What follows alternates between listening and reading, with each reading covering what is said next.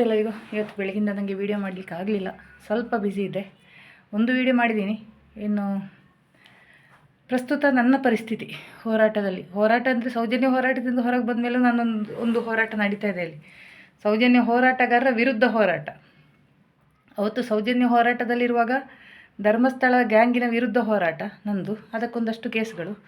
ಅದೀಗ ನಡೀತಾ ಇರುವಾಗಲೇ ಇನ್ನೊಂದು ಹೋರಾಟದಿಂದ ಇದು ಬೇಡ ನನಗೆ ಈ ಹೋರಾಟಗಾರ ಸಹವಾಸ ಅಂತ, ಇದರಿಂದ ತುಂಬ ದುಡ್ಡಿನ ವ್ಯವಹಾರ ಏನೇನೋ ಆಗ್ತಾಯಿದೆ ಅಂತೇಳಿ ಒಳ್ಳೆ ರೀತಿಯಲ್ಲಿ ಹೊರಗೆ ಬರೋಣ ಅಂದರೆ ಅಲ್ಲಿ ಕೂಡ ಟಾರ್ಗೆಟು.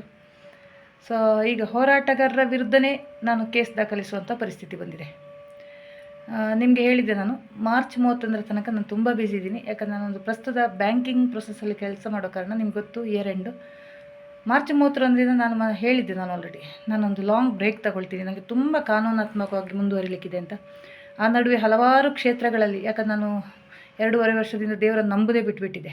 ಎಷ್ಟರ ಮಟ್ಟಿಗೆ ಅಂದರೆ ನನ್ನ ಮನೇಲಿ ದೇವರ ದೀಪನೇ ಹೊತ್ತಿಸ್ತಿಲ್ಲ, ಯಾಕಂದರೆ ಸೌಜನ್ಯ ನ್ಯಾಯ ಸಿಕ್ಕಿದ ಮೇಲೆ ಹೊತ್ತಿಸೋಣ ಅಂತ. ಆಮೇಲೆ ದೇವರ ಮೊರೆ ಹೋಗಬೇಕಾಗಿ ಬಂತು ನನಗೆ ಕೆಲವೊಂದು ವಿಷಯದಲ್ಲಿ. ದೇವರು ನನ್ನನ್ನು ಕೈ ಬಿಟ್ಟಿಲ್ಲ ಅಂತ ಅನ್ಬೋದು. ಸೊ ದೇವರಿಗೆ ಎಲ್ಲ ದೇವಸ್ಥಾನಕ್ಕೆ ಹೋಗಿ ದೇವರುಗಳಿಗೆಲ್ಲ ಅಪ್ಲಿಕೇಶನ್ ಹಾಕಿ ಬಂದೆ. ನೆಕ್ಸ್ಟ್ ನಾನು ಕಾನೂನಾತ್ಮಕವಾಗಿ ಹೋಗ್ತಾ ಇದ್ದೀನಿ. ನನ್ನನ್ನು ತೇಜಾವಧೆ ಮಾಡಿದವರ ಮೇಲೆ ನಿನ್ನ ದಯೆ ಬೇಕು ಅಂತ. ಖಂಡಿತ ದೇವರು ಸತ್ಯದ ಪರ ಇರ್ತಾನೆ, ಹೆಣ್ಣಿನ ಒಂದು ಕಣ್ಣೀರನ್ನು ದೇವರು ನೋಡ್ತಾನೆ ಅಂತ ನಾನು ಅನ್ಕೋತೀನಿ. ಸೊ ಆ ಪ್ರಕಾರ ನಾನು ಕಾನೂನಾತ್ಮಕವಾಗಿ ಏಪ್ರಿಲ್ 1ರಿಂದ ನಾನು ಕೆಲಸ ಶುರು ಮಾಡಿದ್ದೀನಿ, ಆಯಿತಾ. ಅದಕ್ಕೆ ದೇವರ ಕಂಪ್ಲೀಟ್ ಸಹಾಯವು ನನಗಿದೆ. ಏನು ಸುಸೂತ್ರವಾಗಿ ಏನೊಂದು ವಿಘ್ನ ಇಲ್ಲದೆ ಅದು ನಡೀತಾ ಇದೆ. ಸೊ ಅದರ ಜೊತೆಗೇ ಹೆಚ್ಚಿನವ್ರು ಕೇಳಿದ್ರೆ ನೀವು ಯಾಕೆ ಇದನ್ನೆಲ್ಲ ಯೂಟ್ಯೂಬಲ್ಲಿ ಹೇಳ್ಬೋದು. ಇದು ನನ್ನ ಪರ್ಸ್ನಲ್ ಯೂಟ್ಯೂಬ್ ಚಾನಲ್. ನಾನು ಫೇಸ್ಬುಕ್ ಅಕೌಂಟಲ್ಲಿ ಮೊದಲು ಹೀಗೇ ಬರೀತಿದ್ದೆ, ಲೈವ್ ಹೋಗ್ತಾಯಿದ್ದೆ. ಧರ್ಮಸ್ಥಳ ಪ್ರಕರಣ ಇರುವಾಗ ಅದನ್ನು ಯೂಟ್ಯೂಬರ್ಸ್ ಶೇರ್ ಮಾಡ್ತಾಯಿದ್ರು. ಆಗ ತುಂಬ ಯೂಟ್ಯೂಬರ್ಸ್ ನಂದು ಶೇರ್ ಮಾಡ್ತಿದ್ದೆ, ಯಾಕಂದರೆ ನಾನು ಸೌಜನ್ಯ ಪರ ಇದೆ. ಈಗಲೂ ಸೌಜನ್ಯ ಪರನೇ, ಬಟ್ ನಾನು ಟೀಮಿಂದ ಹೊರಗೆ ಬಂದೆ. ಯಾಕಂದರೆ ನನಗೇನು ಇಷ್ಟ ಆಗಲಿಲ್ಲ, ಅಲ್ಲಿ ತುಂಬ ವ್ಯವಹಾರಗಳು ನಡೀತಿದೆ ಅಂತ ಗೊತ್ತಾಯಿತು. ಅದಕ್ಕೆ ನನ್ನ ಹೆಸರು ಇದರಲ್ಲಿ ಜೊತೆಗೆ ಸೇರೋದು ಬೇಡ, ಆ ಬುರ್ಡೆ ಗ್ಯಾಂಗ್ ಜೊತೆ ಅಂತ ಹೊರಗೆ ಬಂದೆ. ಅದಕ್ಕೊಂದು ಕಾರಣ ಪ್ರಶಾಂತ್ ಕೂಡ, ದುಡ್ಡಿನ ಸ್ವಲ್ಪ ವ್ಯವಹಾರ. ನನಗೆ ಸೌಜನ್ಯ ಹೆಸರಲ್ಲಿ ತುಂಬ ದಂಧೆ ನಡೀತಿದೆ ಅನಿಸ್ತು. ಮೇಯ್ನಾಗಿ ಪ್ರಶಾಂತ್ ಅವರದೇ. ಸೌಜನ್ಯ ಹೋರಾಟಕ್ಕೆ ಅಂತ ಹೇಳಿ ದುಡ್ಡು ತಗೊಂಡು ಅದನ್ನು ಬೇರೆಯವರ ಪರ್ಸ್ನಲ್ ಇದಕ್ಕೆ ಹೇಳ್ಬೋದಿತ್ತು ನನ್ನಲ್ಲಿ. ಅವರು ಕೋರ್ಟಿಗೆ ಕಟ್ಟಿದ್ದೀನಿ ಅಂದರು. ಮತ್ತು ನಾನು ಕೋರ್ಟಲ್ಲಿ ವಿಚಾರಿಸಿದೆ, ಕೋರ್ಟಲ್ಲಿ ಕಟ್ಟಿಲ್ಲ. ಅವ್ರ ಅಡ್ವೊಕೇಟಿಗೂ ಕೊಟ್ಟಿಲ್ಲ. ಅಟ್ಲೀಸ್ಟ್ ಅಡ್ವೊಕೇಟ್ ಫೀಸ್ ಆದರೂ ಕೊಡ್ತಿದ್ರೆ ನನಗೆ ಸಮಾಧಾನ ಇತ್ತು. ನಾನು ಸೌಜನ್ಯ ಪ್ರಕರಣದಲ್ಲಿ ದುಡ್ಡು ಕೊಟ್ಟದು ಅಡ್ವೊಕೇಟಿಗೆ ಹೋಗಿದೆ ಅಂತೇಳಿ, ಅದನ್ನು ಮಾಡಿಲ್ಲ.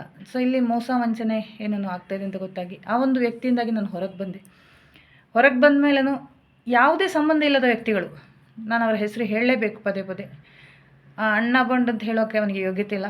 ಅವನು ಯಾರಿಗೂ ಅಣ್ಣನಾಗೋ ಯೋಗ್ಯತೆ ಇಲ್ಲ. ಅವನೊಬ್ಬ ಹೆಣ್ಣು ನಿಂದಕ. ಅವನಿಗೆ ಎಣ್ಣೆ ಬಾಂಡ್ ಅಂತ ನನ್ನ ಆತ್ಮೀಯ ಸ್ನೇಹಿತರು ಪತ್ರಕರ್ತರು ಹೆಸರಿಟ್ಟು, ಇವನು ಅಣ್ಣ ಬಾಂಡ್ ಅಲ್ಲ ಎಣ್ಣೆ ಬಾಂಡ್ ಅಂತ. ಸೊ ನಿನ್ನೆ ಅವರು ತುಂಬ ಟೈಮಿಂದ ಅವರು ಪ್ರಯತ್ನ ಪಡ್ತಾ ಇದ್ದಾರೆ ನನ್ನನ್ನು ಮಾತಾಡಿಸಲಿಕ್ಕೆ ಅವ್ರ ಚಾನಲಲ್ಲಿ.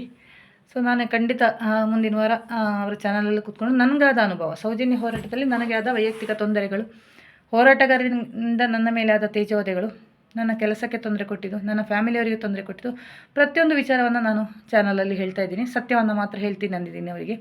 ಹೋರಾಟ ಸತ್ಯವಾಗಿದ್ದರೆ ಸತ್ಯ ಅಂತ ಹೇಳ್ತೀನಿ, ಹೋರಾಟ ಸುಳ್ಳಾಗಿದ್ದರೆ ಸುಳ್ಳು ಅಂತ ಹೇಳ್ತೀನಿ ನಾನು.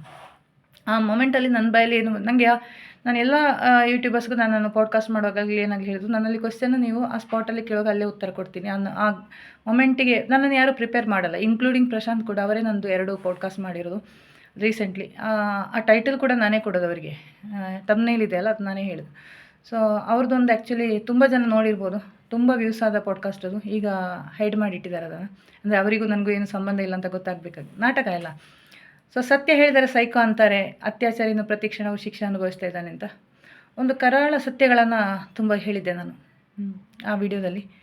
ಸೊ ಅದನ್ನು ನಾನು ರೀಕಾಲ್ ಮಾಡ್ತೀನಿ. ಆ್ಯಕ್ಚುಲಿ ನನ್ನಲ್ಲಿ ಇದೆ ಅದು, ನಾನು ಅದನ್ನು ಹಾಗೇ ಪೋಸ್ಟ್ ಮಾಡಲ್ಲ, ಅದರ ಕಂಟೆಂಟನ್ನು ನಾನು ಪೋಸ್ಟ್ ಮಾಡ್ತೀನಿ. ಅದಕ್ಕೆ ಬಂದ ತುಂಬ ಒಳ್ಳೆ ಕಮೆಂಟ್ ಕೂಡ ಇದೆ, ಆಯಿತಾ. ಸೊ ಅವಾಗೆಲ್ಲ ಜಯ ಅನಿತಕ್ಕ ಅಂದವರು ಒಮ್ಮೆಲೆ ಟರ್ನ್ ಆಗಿ ನಿಂತರು. ಪ್ರಶಾಂತ್ ಒಳ್ಳೆಯವನಾದ ಎಲ್ಲರಿಗೂ, ಅನಿತಾ ಕೆಟ್ಟವಳದ್ಲು.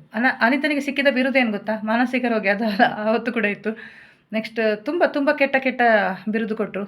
ಕೊನೆಗೆ ಒಂದು ಹಣೆಪಟ್ಟಿ ಕಟ್ಟಿದ, ಅದು ಪ್ರಶಾಂತ್ PRS ಎಂಬ ಯೂಟ್ಯೂಬರು, ಹ್ಯೂಮನ್ ರೈಟ್ಸ್ ಚಾನಲ್ ಅಂತ ಹೆಸರು ಮಾಡಿಕೊಂಡು. ಅನಿತಾ ವಿಷಕನ್ಯೆ, ಸ್ಪೈ, ಯಾರೋ ಚೂ ಬಿಟ್ಟಿದ್ದು, ಅನಿತಾ ಮಕ್ಕಳ ಕಳ್ಳಿ, ಅವನ ಮಗಳನ್ನು ಕದಿಲಿಕ್ಕೆ ಹೋಗಿದ್ದೀನಿ ಅಂತ. ಸೊ ಇಂಥ ಸುಳ್ಳು ಕಂಪ್ಲೇಂಟ್ಗಳಾಯಿತು. ಅದೇನೋ ಕೋಟ SI ಅವರು ಸ್ವಲ್ಪ ಬುದ್ಧಿವಂತರಿರೋ ಕಾರಣ ಈ ಒಂದು ಮತ್ತು ದಿನೇಶ್ ಕಾಣಿನ ಆಟ ಅಲ್ಲಿ ನಡೀಲಿಲ್ಲ. ಅನಿತನ ಪರನೇ ನಿಂತರು. ನೆಕ್ಸ್ಟ್ ನಾನು ಹಲವಾರು police station including Mangaluru Bengaluru ಕಮಿಷನರನ್ನು ಕೂಡ ಭೇಟಿಯಾಗಿದ್ದೀನಿ. ಸಾಮಾಜಿಕ ಜಾಲತಾಣದಲ್ಲಿ ನನಗೋಸ್ಕರ ಅಂತಲ್ಲ, ಹೆಣ್ಣು ಮಕ್ಕಳ ತೇಜವಧೆ ಆಗ್ತಿದೆ ಈ ಥರ ಅಶ್ಲೀಲವಾಗಿ. ಪೆಟ್ರೋಲ್ ಹಾಕಿ ಸುಡೋದು ಅನ್ನೋದು, ಹೆಣ್ಮಕ್ಳ ಹಿಂದೆ ಹೋಗ್ತೀನಿ, ಅಪ್ರಾಪ್ತ ಹೆಣ್ಮಕ್ಳ ಹಿಂದೆ ಹೋಗ್ತೀನಿ ಅನ್ನೋದು, ಅದು ಬೇರೆ ಯಾರು ಅಲ್ಲ, ಒಂದು ಹೆಣ್ಣಿಗೋಸ್ಕರ ನ್ಯಾಯಕ್ಕೋಸ್ಕರ ಹೋರಾಟ ಮಾಡ್ತಿರುವ ಸೌಜನ್ಯ ಹೋರಾಟಗಾರರ ಬಾಯಿಂದಲೇ ಬರುವ ಮಾತುಗಳದು. ಅಶ್ಲೀಲವಾದ ಶಬ್ದಗಳು, ಹೆಣ್ಣು ಮಕ್ಕಳ ಬಗ್ಗೆ ನಿಂದಕರು. ಅದರಲ್ಲಿ ನಮ್ಮ ರವೀಂದ್ರ ಶೆಟ್ಟಿ, ಹರಿಣಾಕ್ಷ ಶೆಟ್ಟಿ, ಎಲ್ಲ ಶೆಟ್ಟಿ, ಕ್ಷಮಿಸಿ ದಯವಿಟ್ಟು, ಶೆಟ್ಟಿ ಜನಾಂಗಕ್ಕೆ ಬಣ್ಸೋದಕ್ಕೆ ಇದು ಮಾಡೋದಲ್ಲ. ಶ್ರೀನಾಥ್ ಶೆಟ್ಟಿ ಅಣ್ಣ ಬಾಂಡು, ಹರಿಣಾಕ್ಷ ಶೆಟ್ಟಿ ಮತ್ತು ಒಬ್ಬಳು 2 ಸಮುದಾಯ, ಇನ್ನೊಬ್ಬಳು ವಿಜಯನಾರವಿ, ಜಾತಿ ಹೇಳಲ್ಲ, ಪ್ರಶಾಂತ್ ಪೂಜಾರಿ, ಇವರ ಒಂದು ತಂಡ ವ್ಯವಸ್ಥಿತವಾಗಿ ನನ್ನನ್ನೊಬ್ಬಳನ್ನು ಟಾರ್ಗೆಟ್ ಮಾಡಿಕೊಂಡು ಬಹಳ ಸುವ್ಯವಸ್ಥಿತ ರೀತಿಯಲ್ಲಿ ಒಂದು ತೇಜವಧೆ ಮಾಡೋ ಪ್ರಯತ್ನ ನಡೀತದೆ. ನಾನು ಸತ್ಯದಲ್ಲಿರುವ ಕಾರಣ ನಾನು ಯಾವ ಕಾರಣಕ್ಕೂ ನಾನು ಭಯಪಟ್ಟಿಲ್ಲ, ಎದುರಿಸ್ಕೊಂಡೇ ಹೋದೆ. ಅದಕ್ಕೆ ನನಗೆ ಒಂದೇ ಒಂದು ನನ್ನ ಯೂಟ್ಯೂಬಲ್ಲಿ ನಾನು ಮಾತಾಡಲೇಬೇಕಾಯಿತು. ತುಂಬ ಜನರಿಗೆ ಅರ್ಥ ಆಯಿತು, ತುಂಬ ಜನರಿಗೆ ಅರ್ಥ ಆಗಲ್ಲ. ಅರ್ಥ ಆಗದವ್ರಿಗೆ ಅರ್ಥ ಮಾಡಿಸ್ಲಿಕ್ಕೂ ನನಗಾಗಲ್ಲ. ಹಾಗೆಯೇ ಇರಲಿ, ನಮಗೆ ಸ್ವಲ್ಪ ಹುಚ್ಚರು ಬೇಕು ಕಮೆಂಟ್ ಹಾಕಲಿಕ್ಕೆ. ಅದರಲ್ಲಿ ಪ್ರಶಾಂತ್ ಪರ ಅವನ ಜಾತಿಯವರೆಲ್ಲ ನಿಂತ್ಕೊಂಡ್ರು, ಪೂಜಾರಿಯವರು ಅಂತ.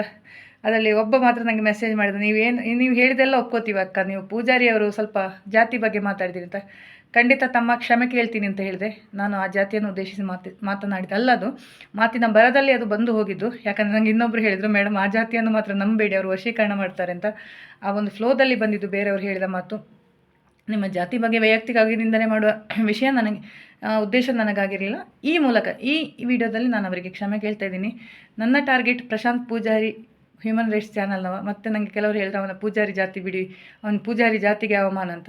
ಪ್ರಶಾಂತ್ PRS ಎಂಬ ಹ್ಯೂಮನ್ ರೈಟ್ಸ್ ಯೂಟ್ಯೂಬ್ ಚಾನಲ್ನವನು ನನಗೆ ವೈಯಕ್ತಿಕವಾಗಿ ಮಾಡಿದ ತೇಜವಧೆ. ಅದು ಹೇಗೆ ಮಾಡಿದಾನಂದರೆ, ಆತನಿಗೆ ಗೊತ್ತಿಲ್ಲ ಆತ ಇದರ ಹಿಂದೆ ಇದ್ದಾನೆ ಅಂತ, ನನಗೆ ಗೊತ್ತಾಗಬಾರ್ದು ಅಂತ ರೀತಿಯಲ್ಲಿ ಹಿಂದೆಯಿಂದ ಆಟ ಆಡಿದ್ದಾನೆ. ಅದಕ್ಕೆ ಸಾಥ್ ಕೊಟ್ಟಿದ್ದು ಅಣ್ಣ ಬಾಂಡ್ ಅಲ್ಲ, ಎಣ್ಣೆ ಬಾಂಡ್ ಎಂಬ ಶ್ರೀನಾಥ್ ಶೆಟ್ಟಿ. ಇವರಿಬ್ಬರು ಸೇರಿ ನನ್ನ ಬಗ್ಗೆ ನಾನೇ ಕ್ರಿಯೇಟ್ ಮಾಡಿದಂಗೆ ಅಶ್ಲೀಲ ಚಾಟ್ಗಳು ಕ್ರಿಯೇಟ್ ಮಾಡ್ತಾರೆ, ಸಾಂಗ್ಗಳು ಕ್ರಿಯೇಟ್ ಮಾಡ್ತಾರೆ. ನನಗೆ ಶಾಕಿಂಗ್ ನ್ಯೂಸ್ ಎಂಬುದು ಎಲ್ಲದರ ಹಿಂದೆ ಸೂತ್ರಧಾರ ಇದೇ ಪ್ರಶಾಂತ್ PRS ಎಂಬ ವ್ಯಕ್ತಿ ಅಂತ ಗೊತ್ತಾದ ಕೂಡಲೇ ನನ್ನ ನಿಜ ರೂಪ ಏನು ಅಂತ ಪ್ರಶಾಂತ್ PRS ಅವರಿಗೆ ತೋರಿಸಿದೆ. ಇಬ್ಬರು ಪತ್ರಕರ್ತರು ಅಂತ ಇಬ್ಬರು ಅಂತಲ್ಲ, ಅವಳೊಬ್ಬಳೇ ಪತ್ರಕರ್ತೆ, ಆರತಿ ಗಿಳಿಯರ್. ಚಾಲೆಂಜ್ ಹಾಕಿದೆ, ಅವಳು ಸ್ವೀಕರಿಸಲಿಲ್ಲ. ಅವಳು ನನ್ನನ್ನು ಮೀಟ್ ಮಾಡಲಿಕ್ಕೆ ರೆಡಿ ಇಲ್ಲ. ಕಾನೂನಾತ್ಮಕವಾಗಿ ಹೊರಟು, ನೀನು ಕೇಸ್ ಹಾಕಲೇಬೇಕು ಆರತಿ ಗಿಳಿಯರ್, ನೀನು ಕೇಸ್ ಹಾಕಬೇಕು ನನ್ನ ಮೇಲೆ, ಡಿಫಾಮೇಟ್ರಿ ಕೇಸು. ನಿನ್ನ ಸ್ನೇಹಿತ ಇದ್ದಾನಲ್ಲ, ನಿನ್ನ ಆತ್ಮೀಯ ಗೆಳೆಯ ಪ್ರಶಾಂತ್ ಅವರ ಪರವಾಗಿ ನೀನು ನಿಲ್ಲೇಬೇಕು. ಯಾಕಂದರೆ ತುಂಬ ಆತ್ಮೀಯರು ನೀವು, ನನಗಿಂತಲೇ ಹೆಚ್ಚು. ನನಗೆ ಸ್ವಲ್ಪ ಟೈಮಿನ ಪರಿಚಯ, 2 ವರ್ಷದಿಂದ, ಬಟ್ ನಿಮಗೆ ಬಹಳ ವರ್ಷದಿಂದ ಪರಿಚಯ ಅಂತ ಹೇಳ್ತೀಯ. ಬಟ್ ಈ ಆರತಿ ಗೆಳೆಯರ್ ಎಂಬ ಪತ್ರಕರ್ತೆ ತಾನು ಪತ್ರಕರ್ತೆ ಎನ್ನುವುದಕ್ಕೆ ಒಂದು ಪ್ರೂಫ್ ಕೊಡಲ್ಲ ಅಂತೆ. ಬೇಡ ಬಿಡಿ, ಕಾನೂನು ನನಗೆ ಗೊತ್ತಿಲ್ಲ ಅಂತ ಅಂದ್ಕೊಂಡಿದ್ದೆ ಆರತಿ ಗೆಳೆಯರ್. ನಾನು 9 ಕೇಸ್ ಹಾಕಿಸ್ಕೊಂಡವಳೆ. ನಾನು ಯಾರಿಗೂ ರಿವೀಲ್ ಮಾಡಿಲ್ಲ, ಬಟ್ ನಾನು ಕಾನೂನನ್ನು ಕಲಿತಾ ಇದ್ದೀನಿ. LLB ಕೋರ್ಸು ಮಾಡ್ತೀನೋ ಇಲ್ವಾ ಗೊತ್ತಿಲ್ಲ, ಬಟ್ ಒಂದು ಹಿರಿಯ ಅಡ್ವೊಕೇಟ್ ಸಹಾಯದಿಂದ ಕೆಲವೊಂದು ಕಾನೂನಾತ್ಮಕ, ಯಾಕಂದರೆ ನನ್ನ ಕೇಸ್ಗಳನ್ನು ನಾನೇ ಕ್ರಾಸ್ ಮಾಡಬೇಕು ಅಂತ ಅಂದುಕೊಂಡ ಕಾರಣದಿಂದ ಕೆಲವು ಸೆಕ್ಷನ್ಗಳು, BNS ಕಾಯ್ದೆಗಳು, ಬೇಲ್, ಸಮನ್ಸು ಬಹಳಷ್ಟು ಕಲಿತಾ ಇದ್ದೀನಿ. ಹಿರಿಯ ಒಬ್ಬರು ನ್ಯಾಯವಾದಿಗಳು ನನಗೆ ಹೆಲ್ಪ್ ಮಾಡ್ತಿದ್ದಾರೆ. ನನ್ನ ಆತ್ಮೀಯ ನ್ಯಾಯವಾದಿಗಳಾದ ಉಡುಪಿಯವರು, ನಿಮ್ಗೆ ಗೊತ್ತಿರ್ಬೋದು, ಕೆಲವರು ನನಗೆ ಸಜೆಷನ್ ಕೊಡ್ತಾ ಇದ್ದಾರೆ. ಇವರೆಲ್ಲ ಮಾತಿಂದ ನಾನು ಇದು ಕಾನೂನು ಪ್ರಕಾರ ತಿಳ್ಕೊಂಡಿದ್ದೀನಿ. ನೀನು ಅಂತ ಹೇಳಲ್ಲ, ನೀವು ಆರತಿ ಮೇಡಮ್, ನೀವು ಕೇಸ್ ಹಾಕಬೇಕು ಅಂತಲೇ ನಾನು ಮಾತಾಡ್ತಾ ಇರೋದು. ನಾನು ಈಗ ನನ್ನ ಆತ್ಮೀಯ ಗೆಳೆಯರು ನಿಮ್ಮಲ್ಲಿ ಮಾತಾಡ್ತೀನಿ ಅಂತ ಹೇಳಿದ್ದಾರೆ. ಅವರು ಪತ್ರಕರ್ತರೆ, ಒಂದು ವಿಷ್ಣು ಪ್ರಸಾದ್ ಅಂತ. ಅವರು ಆ್ಯಕ್ಚುಲಿ ನನಗೆ ಸಪೋರ್ಟ್ ಮಾಡೋದಿದೆ ಇವತ್ತು ನನ್ನ ಪರಿಸ್ಥಿತಿ ಏನಾಗ್ತಿದ್ದೋ ಗೊತ್ತಿಲ್ಲ. ಒಂದು ದಿವಸ ನಾನು ಸಿಕ್ಕಾಪಟ್ಟೆ ಟಾರ್ಚರಿಗೆ ಒಳಗಾಗಿದ್ದು. ಒಂದು ಕಡೆಯಿಂದ ಜ್ವಾಲಾಮುಖಿ ನ್ಯೂಸ್ ಚಾನಲ್ನವನು, ಚಕ್ರವರ್ತಿ ನ್ಯೂಸ್ ಚಾನಲ್, ಈ ಕಡೆಯಿಂದ ಶೈಲಜಾ ಅಮರ್ನಾಥ್, ಆ ಕಡೆಯಿಂದ ವಿಶ್ವಾಸ್ ಶೆಟ್ಟಿ, ಸ್ವಾತಿ ಕುಲಾಲು, ತುಂಬ ಅನ್ಯಾಯದ ವಿರುದ್ಧ ಹೋರಾಟ. ಇದರೆಲ್ಲ ನನಗೆ ಒಂಥರ ತೇಜವಧೆ ಆಗ್ತಾಯಿತ್ತು. ಬ್ಯಾಕ್ ಟು ಬ್ಯಾಕ್ ಪೋಸ್ಟರ್ಗಳು, ಕಮೆಂಟ್ಗಳು, ಇಲ್ಲಿ ಅಣ್ಣ ಬಾಂಡ್ನ ಕಡೆಯಿಂದ ಎಡಿಟೆಡ್ ಆದ ಇದು ಫೇಕ್ ಚಾಟ್ಗಳು. ಒಂದು ಕಡೆಯಿಂದ ನನಗೆ ಆಫೀಸಲ್ಲಿ ಪ್ರೆಷರ್, ಯಾಕಂದರೆ ಮಂತ್ ಎಂಡು, ಮತ್ತು ಸದ್ಯಕ್ಕೆ ನನಗೆ ಫ್ಯಾಮಿಲಿಯಿಂದ ಫುಲ್ ಸಪೋರ್ಟ್ ಇದ್ದ ಕಾರಣ ಏನೋ ಸ್ವಲ್ಪ ಧೈರ್ಯವಾಗಿರು ಅಂತ ಹೇಳಿದ ಕಾರಣ ಫ್ಯಾಮಿಲಿದೇನು ಪ್ರಾಬ್ಲಮ್ ಇರಲಿಲ್ಲ. ಎಲ್ಲ ರೀತಿಯಿಂದ ನಿರಂತರ ನನಗೆ ತೇಜವಧೆ ಆದ ಆ ದಿವಸ ನಾನು ಪ್ರಶಾಂತ್ ಅವರಿಗೆ ಒಂದು ಮೆಸೇಜ್ ಮಾಡ್ತೀನಿ, ನಾರ್ಮಲ್ ಮೆಸೇಜ್. ಈಗಲೂ ಯಾವತ್ತಾದರೂ ಮಾಡ್ತಾ ಇರ್ತೀನಿ ಅವರಿಗೆ, ಪ್ರತಿಯೊಂದು ವಿಷಯ ಅಂತ ತಿಳಿಸ್ತಾ ಇರ್ತೀನಿ. ಅವರು ನನಗೆ ರಿಪ್ಲೈ ಕೊಡಲ್ಲ, ನೋಡ್ತಾರಂತಲೂ ಗೊತ್ತಿಲ್ಲ. ಬಟ್ ಅವತ್ತು ಹೇಳಿದಾನೆ, I am fed up with this allegations Prashanth, ಇದು ದ ಟೈಮ್ ಟು ಸೂಯಿಸೈಡ್ ನಾವು ಅಂತ ಹೇಳಿದ್ದೀನಿ. ನಾನು ಯಾವತ್ತೂ ಆ ಸೂಯಿಸೈಡ್ ಎಂಬ ಮಾತು ನನ್ನ ಬಾಯಿಂದ ಬಂದಿದ್ದಲ್ಲ. ಅವತ್ತೇ ನನಗೆ ವಿಷ್ಣು ಅವರು ಮೆಸೇಜ್ ಮಾಡಿದರು ಟೆಲಿಗ್ರಾಮಲ್ಲಿ, ಅನಿತಾ ಪ್ರಾಬ್ಲಮ್ಸ್ ಎಲ್ಲ ಸಾಲ್ವ್ ಆಯ್ತು ಅಂತ. 1 ವರ್ಷದಿಂದ ನನಗೆ ಕಾಂಟ್ಯಾಕ್ಟೇ ಇರಲಿಲ್ಲ. ನಾನು ಇಮಿಡಿಯೇಟ್ ಕಾಲ್ ಮಾಡಿದೆ, ವಿಷ್ಣು ಅವರೇ ನನ್ನ ಪರಿಸ್ಥಿತಿ ಹೀಗಿದೆ ಅಂತ. ಅವರು ಎಲ್ಲ ಮೆಸೇಜ್ಗಳನ್ನು ವಾಟ್ಸಪ್ ಇದನ್ನು ಎಲ್ಲ ಅವರಿಗೆ ವಾಟ್ಸಪ್ಪಲ್ಲಿ ಕಳಿಸ್ಕೊಟ್ಟ. ಕೇಳಿ ಅನಿತಾ ಹೇಗೆ ಸಹಿಸ್ಕೋತೀರಾ ಇದನ್ನು ಅಂತ ಕೇಳಿದರು. ಇಲ್ಲ ನನಗೆ ಸೂಸೈಡ್ ಮಾಡೋ ಪರಿಸ್ಥಿತಿ. No, you should not tell that. ನೀವು ಆ ಮಾತನ್ನು ನೀವು ಹೇಳಬಾರ್ದು ಅನಿತಾ ಅವರೇ. ವಿಷ್ಣು ನಿಮ್ಮ ಜೊತೆ ಇದ್ದೇನೆ ಅಂತ ತಿಳ್ಕೊಳ್ಳಿ. ಸೊ ನೀವು ಮಾಧ್ಯಮದ ಮುಂದೆ ಸತ್ಯವನ್ನು ಬಿಚ್ಚಿಡಲೇಬೇಕು. ನೀವು ಬರಬೇಕು ಅಂತ ಹೇಳಿದ್ರು. ಮಾರ್ಚ್ ಕಳೀಲಿ ವಿಷ್ಣು ಅವರೇ, ನಾನು ಬರ್ತೀನಿ ಖಂಡಿತ. ನನಗೂ ಬಹಳಷ್ಟು ಮಾತಾಡಲಿಕ್ಕಿದೆ. ಯಾಕಂದರೆ ನನ್ನದೇ ಯೂಟ್ಯೂಬಲ್ಲಿ ಚಾನಲಲ್ಲಿ ಮಾತಾಡೋದು ಕೆಲವರಿಗೆ ಮಾತ್ರ ಅರ್ಥ ಆಗುತ್ತೆ. ಬಟ್ ನನಗೆ ಒಂದು ದೊಡ್ಡ ಮಾಧ್ಯಮದ ಅವರು ಬೆಂಗಳೂರಿಗೆ ಬರೋಕೆ ಹೇಳಿದರು. ಪ್ರೆಸ್ ಕ್ಲಬ್ಗೆ ಬರ್ತೀರಾ, ನೀವು ಅಲ್ಲಿ ಮಾತಾಡಬೇಕು. ಸೌಜನ್ಯ ಹೋರಾಟದಲ್ಲಿ ಏನಾಯಿತು, ಅದೊಂದು ದಂಧೆ ನಡೀತಾ ಇದೆ ಹೇಳಿದ್ದೀನಿ ನಾನು. ಎಲ್ಲ ಸವಿವಾರ ಹೇಳಿದ್ದೀನಿ. ತಿಮ್ರೋಡಿ ಅವರ ಬಗ್ಗೆನೇ ಹೇಳಿದ್ದೀನಿ, ಗಿರೀಶ್ ಮಟ್ಟಣ್ಣನವರ ಬಗ್ಗೆನೇ ಹೇಳಿದ್ದೀನಿ. ಪ್ರತಿಯೊಂದು ವಿಚಾರ ತುಂಬ ಅವ್ರಿಗೆ ಗೊತ್ತು. ಯಾಕಂದರೆ ಮಹಾಕಾಲ ಯುಧಿಷ್ಠಿರ ಮಹಾಕಾಲ ಚಾನಲ್ನವರು ಅವರಿಗೆ ತುಂಬ ಕ್ಲೋಸ್ ಫ್ರೆಂಡು. ಸೊ ನಮ್ಮದು ಇಬ್ಬರದು ಒಂದು ಮೂಡಿಗೆರೆಯಲ್ಲಿ ನಮ್ಮ ಕೇಸಲ್ಲೂ ಕೂಡ ನಾವು ಜೊತೆಗಿದ್ದೀವಿ. ಸೊ ಅವರಿಂದಲೂ ಸ್ವಲ್ಪ ತಿಳ್ಕೊಂಡ್ರು ಅವರು, ಆಯಿತಾ. ಸೊ ಬಹಳಷ್ಟು ವಿಚಾರ ಅವರಿಗೂ ಗೊತ್ತು. ಸೌಜನ್ಯ ಪ್ರಕರಣದಿಂದ ಅವರು ಪರ್ಪಸ್ಫುಲಿ ಹಿಂದೆ ಸರಿದಿದ್ದು, ಅದರಲ್ಲಿ ಏನೋ ಒಂದು ಉದ್ದೇಶ ಸರಿಯಿಲ್ಲ ಅಂತ. ಹೆಣ್ಮಗಳಿಗೋಸ್ಕರ, ನ್ಯಾಯಕ್ಕೋಸ್ಕರ ಅಲ್ಲ, ಅಲ್ಲಿ ಬೇರೆ ಉದ್ದೇಶವೂ ಇದೆ ಅಂತೇಳಿ ವಿಷ್ಣು ಅವರೇ ಸ್ವತಃ, ಇಲ್ಲಾಂದರೆ ಅವರು ಇದರ ಬಗ್ಗೆ ಬರೆಯೋರು, ಲೇಖಕರವರು. ಚಾನಲ್ ಕೂಡ ಇದೆ, ವೆಬ್ಸೈಟ್ ಚಾನಲ್ ಕೂಡ ಇದೆ. ಸೊ ನಾನು ಅವರ ಚಾನಲಲ್ಲಿ ಸದ್ಯಕ್ಕೆ ಮಾತಾಡಲಿಕ್ಕಿದ್ದೇನೆ ನನ್ನ ವಿಚಾರಗಳನ್ನು. ಸೌಜನ್ಯ ಹೋರಾಟಕ್ಕೆ ಬಂದಿದ್ದು, ನನ್ನ ಮೇಲೆ ಕೇಸ್ ಆಗಿದ್ದು, ನಾನು ಹೊರಗೆ ಬಂದಿದ್ದು, ಹೊರಗೆ ಬಂದ ಮೇಲೂ ನನಗೆ ತೇಜೋವಧೆ ಕೊಟ್ಟಿದ್ದು, ಮತ್ತು ನಾನು ಮಾಡ್ತಿರುವ ಕಾನೂನಾತ್ಮಕ ಹೋರಾಟ. ಇದಕ್ಕೆ ಎಷ್ಟೇ ಖರ್ಚಾದ್ರೂ, ಎಷ್ಟೇ ನನ್ನ ಟೈಮ್ ಸ್ಪೆಂಡ್ ಆದ್ರೂ ನಾನು ಯಾವ ಕಾರಣದಿಂದ ಹಿಂದೆ ಸರಿಯಲ್ಲ ಅಂತ. ಮತ್ತು ಆರತಿಯವರು ಪ್ರಶಾಂತಿಗೆ ಸಪೋರ್ಟ್ ಮಾಡ್ತಿದ್ದಾರೆ, ಒಳ್ಳೆಯದು. ಆತನ ತೇಜೋವಧೆನೂ ಆಗ್ತಾಯಿದೆ ಅಂತ. ಬಟ್ ಆರತಿಯವರೇ, ನಾನು ಎಲ್ಲರಿಗೂ, ಆರತಿಯವರಿಗಾಗಲಿ ಪ್ರತಿಯೊಬ್ಬರು ಹೋರಾಟಗಾರರಿಗೆ ನಾನು ಹೇಳಿದ್ದು ಪ್ರಶಾಂತ್ ಬಗ್ಗೆ, ನನ್ನ ಮತ್ತು ಪ್ರಶಾಂತ್ ವಿಷಯಕ್ಕೆ ಬರಬೇಡಿ. ತುಂಬ ಅಲ್ಲಿ ನಮ್ಮ ನಡುವಿನ ಕೆಲವು ವ್ಯವಹಾರಗಳಿದೆ, ನಾವೇ ಮುಗಿಸ್ಕೊಳ್ತೀವಿ. ಅದಕ್ಕೆ ಪ್ರಶಾಂತ್ ಯಾವ ಕಾರಣಕ್ಕೂ ರೆಡಿ ಇಲ್ಲ. ಅದಕ್ಕೆ ನಂದು ತಪ್ಪಲ್ಲ. ನನ್ನ ಮೇಲೆ ತುಂಬ ಎಲಿಗೇಷನ್ ಹಾಕಿದ್ರು ಅವರು. ತೇಜೋವಧೆ ಮಾಡಲಿಕ್ಕೆ ಟ್ರೈ ಮಾಡಿದ್ದಾರೆ. Because he has done something wrong. ಅದು ಆರತಿಗಿಳಿ ಅವರು ನಿಮಗೂ ಗೊತ್ತಿಲ್ಲ ಅನಿತನಿಗೆ ಎಷ್ಟು ಅನ್ಯಾಯ ಆಗಿದೆ ಅಂತ. ನನ್ನ ಅಕ್ಕನಿಗೆ ಸ್ವಲ್ಪ ಹೇಳಿದ್ದೀನಿ, ಕೆಲವರಿಗೆ ಹೇಳಿದ್ದೀನಿ, ನನ್ನ ಆತ್ಮೀಯ ಮಿತ್ರರಿಗೆ ಹೇಳಿದ್ದೀನಿ ನಾನು. ಅವರಿಗೆ ಅರ್ಥ ಆಗಿದೆ ಯಾವ ಕಾರಣಕ್ಕೆ ಅವನ ಮಗನನ್ನು ಬಿಡಬೇಡ ಅಂತ. ಅದರಲ್ಲಿ ನನ್ನ ಅಕ್ಕ ಮಾತ್ರ ಹೇಳಿದ್ದು, ಬಿಟ್ಟುಬಿಡು, ಹೋಗಲಿ ಬಿಡು, ಅವನ ಜನ್ಮಕ್ಕೆ ಇದಾಗುವಷ್ಟು ನೀನು ಕೊಟ್ಟಿದ್ದೀಯಾ, ತೇಜೋವಧೆ ಮಾಡಿದ್ದೀಯಾ, ಸಾಕು ಅಂತ. ತೇಜೋವಧೆ ಮಾಡೋ ಉದ್ದೇಶ ನನಗಿಲ್ಲ ಆರತಿಯವರೇ. ಪ್ರಶಾಂತನ್ನು ತೇಜೋವಧೆ ಮಾಡೋ ಉದ್ದೇಶ ಇಲ್ಲ. ಪ್ರಶಾಂತ್ ಸರಿದಾರಿಗೆ ಬರಬೇಕು. ಇನ್ನೊಬ್ಬಳು ಹೆಣ್ಣು ಮಗಳ ವಿಚಾರದಲ್ಲಿ ಆಟ ಆಡಬಾರ್ದು ಅಷ್ಟೇ.